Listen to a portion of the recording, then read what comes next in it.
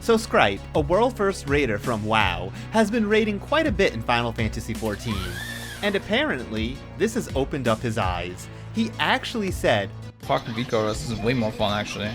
That was after raiding in Final Fantasy XIV and seeing what it's like to raid without add-ons. Yeah, it's a lot more fun and engaging. So, now Scripe has recently posted a How to Fix WoW to the internet in an Excel spreadsheet detailing all the stuff he would like to see changed. The funny thing is, a lot of those changes are things that are in Final Fantasy XIV, so I look at it as, make WoW like Final Fantasy XIV. Anyways, let's take a look at this thing. By the way, I am not going over every single point. I will put a link in the description if you want to see more of them. Number 1. Rewire our brains to play for fun and not for efficiency. So yeah, that should go without saying. I think a lot of what makes that hard in WoW is the game is designed in such a way that if you want to raid competently, you have so many chores to do, and if you aren't doing them efficiently, you will be wasting a lot of time. Some of that blame goes to the developers, well, for designing their game to be that way in the first place. It's been said, if given the chance, players would optimize the fun out of their game, so it's something developers should keep in mind while designing systems. I actually used to play very efficiently, even if what was efficient was brain dead and completely boring. Nowadays, I try to find an efficient method that is also fun.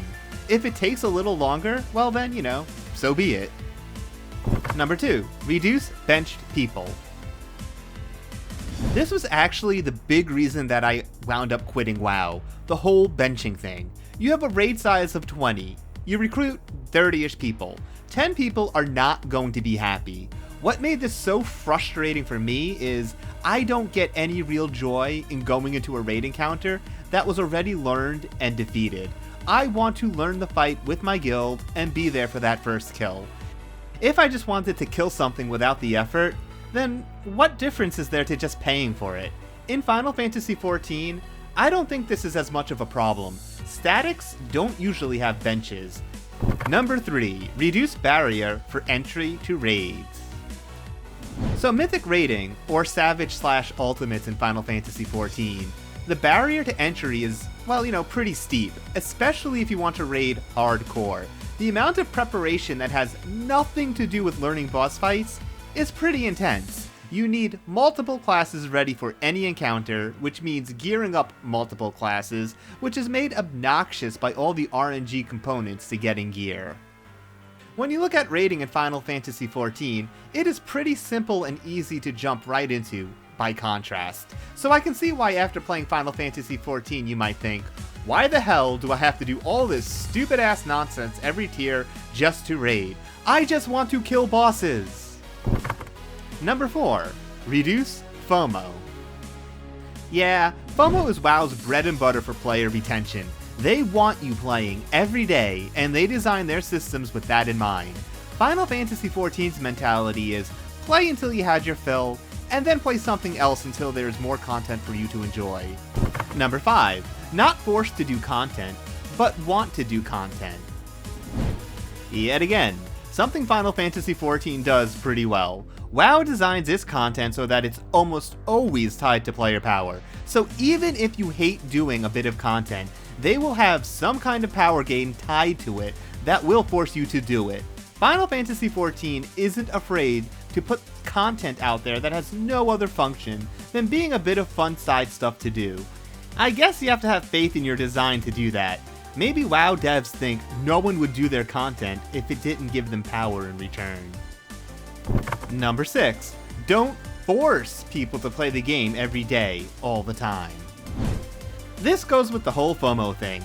I think WoW developers don't have confidence in the gameplay, so they design the systems to be necessary to do every day. I have to say, that is something I don't miss about WoW. Every time I logged in, I had a laundry list of chores I had to do. I guess there's a degree of that in Final Fantasy XIV. I mean, you will want to get all your tomestones for the week, but compared to the insane amounts of stuff you feel like you have to do in World of Warcraft, that is barely anything. Number 7. No PTR. Yeah, I think anyone who played Final Fantasy XIV will see how valuable it is not having a PTR. What the PTR does is spoil everything in a patch before it's even out. You know, the story, the boss fights, the dungeons. It's absurd. Also, it's a way for Blizzard to get QA done for free. How about this, Blizzard? Hire people to play through your content and make sure it's good to go, and drop the PTR. Number 8. Global release. Another thing that Final Fantasy XIV players may take for granted, raids are globally released. Sure, it might mean a raid is released at 1 AM your time, but everyone has the opportunity to engage with the raid encounters at the same time. When you look at World of Warcraft, raids are not released like that. The raid patches are released first in America, and then a day later in Europe. The problem with that is, it gives an uneven playing field. America can try the raids first, but that has its own issues. Europe can see which encounters are harder, and skip them, and clear the easier ones first to get more gear and ease that difficulty curve. So yeah, make them global, just like Final Fantasy XIV. Number 9. Account-wide, almost any character progression. Quest chains, content unlocks, reputations, etc.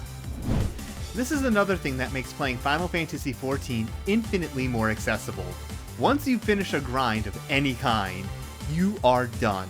Character progression in Final Fantasy XIV feels really good, because you are always progressing, because every job is on your single character. Making everything account-wide in WoW would make it a closer approximation to Final Fantasy XIV, but I still think getting gear and trinkets in WoW would be annoying. Say you really want a rare trinket that's best in slot for 3 different classes. That would mean you would need the RNG gods to be on your side 3 times. Number 10. No item should have proccing sockets or tertiaries. If an item can have a socket, it should always have a socket.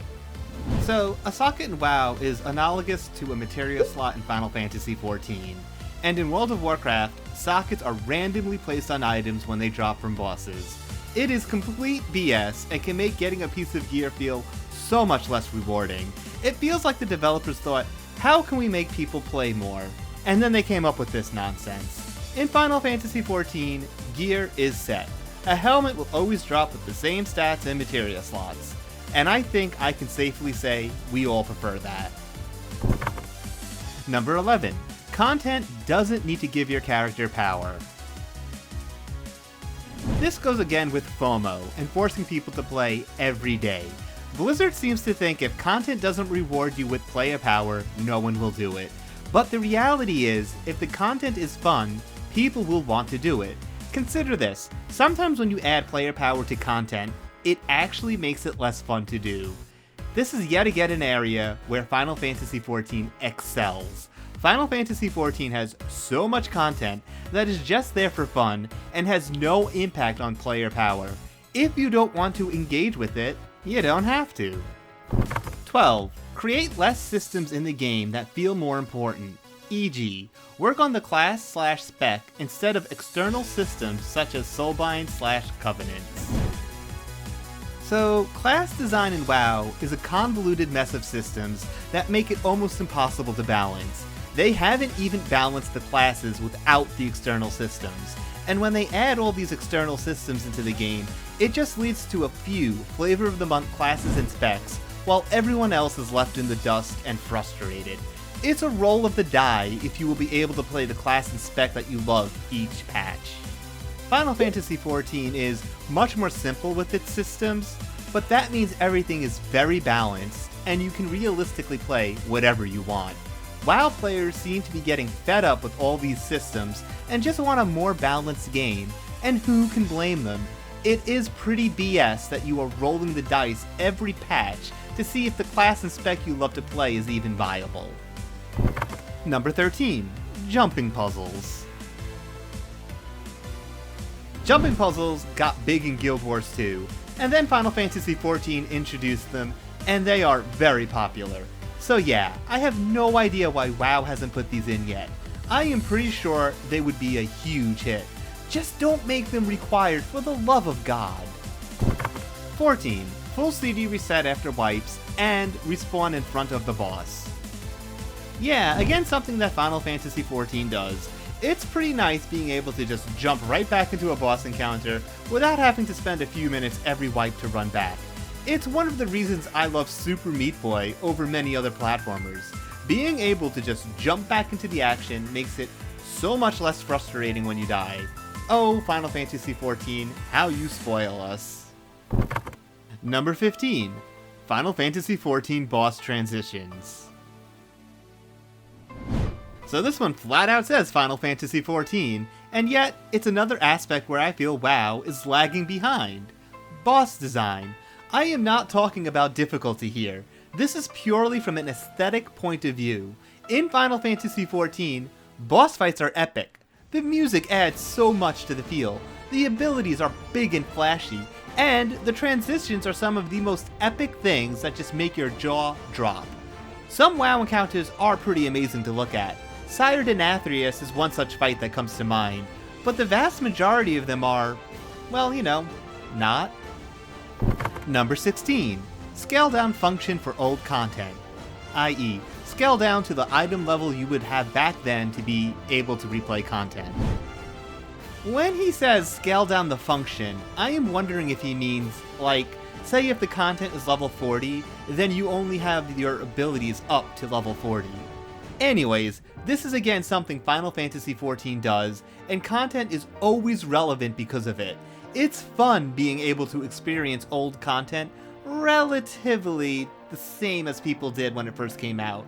In WoW, that is impossible for a variety of reasons, and it would be nice if they would go back and try to work it out so that you could go back and run, like, let's say, Ulduar, like it was when it first came out. Number 17. Be strict about punishment for harassment / flame / making fun of people. I'm wondering if this was inspired by Asmongold's first foray into Final Fantasy XIV. For those that may not know, he was being harassed by players on huge mounts that blocked his view, and many of those players were banned for harassment. I know in WoW, from first-hand experience, that some really toxic players go about saying really hurtful things, and there's very little in the way of repercussion. Final Fantasy XIV is pretty famous for not tolerating that kind of nonsense, and I can see why people that play WoW would want much the same. Number 18. Add new player icons. He means like the Sprout icon in Final Fantasy XIV. Sprouts in Final Fantasy XIV are known for getting a lot of love by the community. The community just loves new players. They want them to get through the MSQ and see the game that they love to the end. I don't know how true that is of WoW, but I'll be optimistic and say it would be nice if there was a system in place where veteran players could see who is a newbie and offer help and guidance. Number 19. Guild housing / player housing. Honestly, it blows my mind that WoW doesn't have housing yet. Housing has been something in the MMO space for a very long time, and no, garrisons do not count whatsoever. Garrisons were a disgrace. A real housing system would allow for so much more customization.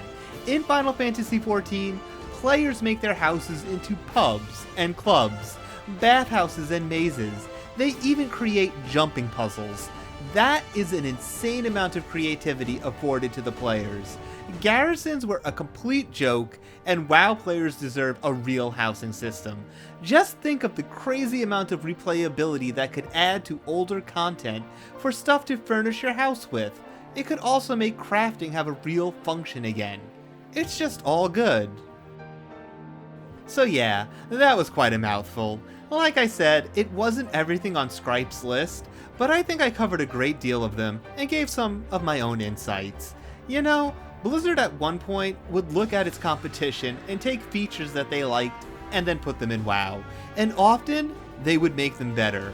Lately, it feels like they completely ignore other games. They've been on the top for so long that they forgot what got them there in the first place, knowing what other MMOs were doing and trying to put out better versions of it.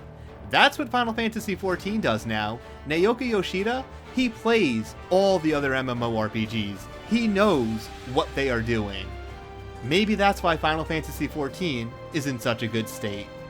Anyways, thank you so much for listening. Please like, comment, and subscribe. and have a great day.